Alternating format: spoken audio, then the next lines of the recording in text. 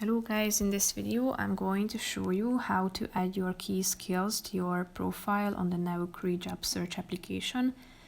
But first I just want to mention, don't forget to subscribe to my channel, because at 10,000 subscribers I am going to show you my whole YouTube revenue statistics and growth strategy, how to make money online.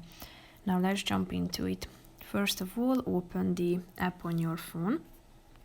And after that, click on the profile button down below in the right side corner of the screen, and then click on the profile button at the top. Then scroll down to the key skills section, tap on it, and as you can see, you should type your key skills.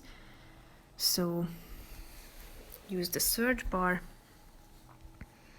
and here you can see recommendations when you have started typing it in, so you can choose from these options that have popped up, and click on the done button down below to add your key skills that you will find here. So that's pretty much it for this video, guys. See you in the next one. Bye bye.